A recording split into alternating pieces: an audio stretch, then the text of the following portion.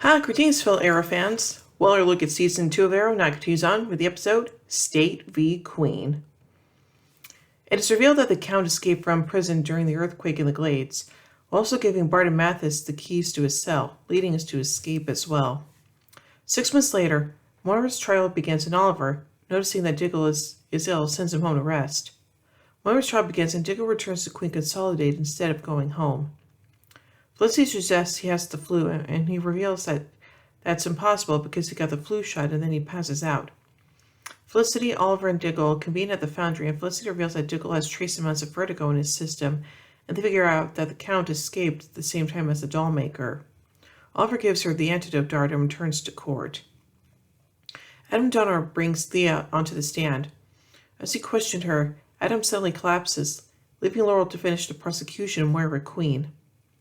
Oliver returns to the foundry to find that the antidote dart had no effect. The Count changed the formula, and just in time to see a citywide broadcast from the Count. The Count kidnapped the AD en route to the hospital by hijacking the van, and reveals to the city that the cure to their sickness is to take vertigo, implying, along Diggle's blood analysis, that they are suffering from withdrawal. With the upset about her testimony, Roy gives Thea boxing gloves and asks her to hit him. He tells her that she needed a way to let her anger loose. Meanwhile, Laurel begs Moira not to take the stand as she has evidence that could damage the relationship amongst the queens, and she doesn't want to have to use it.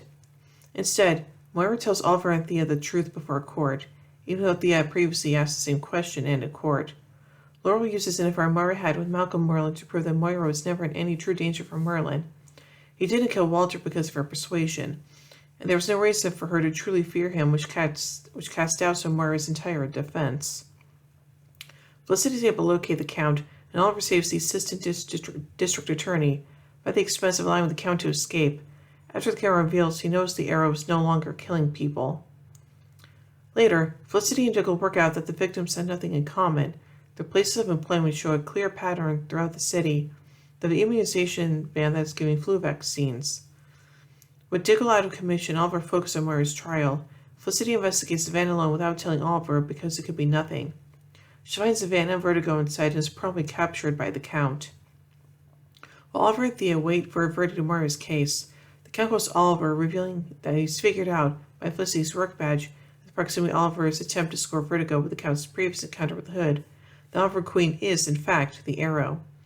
Oliver, much to Thea's dismay, leaves the court to help Felicity. Confronting the Count and Queen Consolidated, the Count attempts to kill the arrow on someone else's order as well as for revenge, and when that fails, the rest to kill Felicity with a vertigo overdose.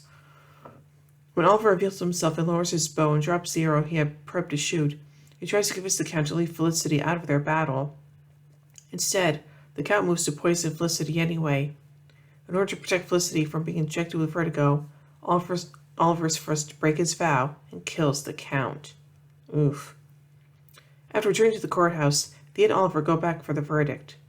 To Oliver and Thea's surprise, and their lawyers' warnings to the contrary, Moira is found not guilty by the jury.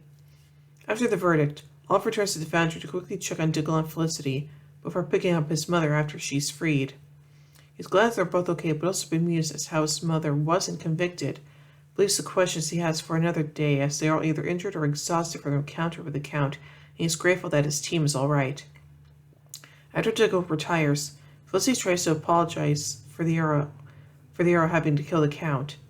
Oliver comforts her by saying there wasn't a choice to make with her life in danger. It's revealed that Blood was the one behind getting the Count involved. He has been drugging people, including a man named Brother Cyrus. Moira finds out later, after she's freed, that Merlin is still alive and rigged the trial. Merlin also reveals that he knows what she's trying to keep hidden from him. Thea is his biological daughter. Despite her protests, he's already confirmed it with a covert paternity test.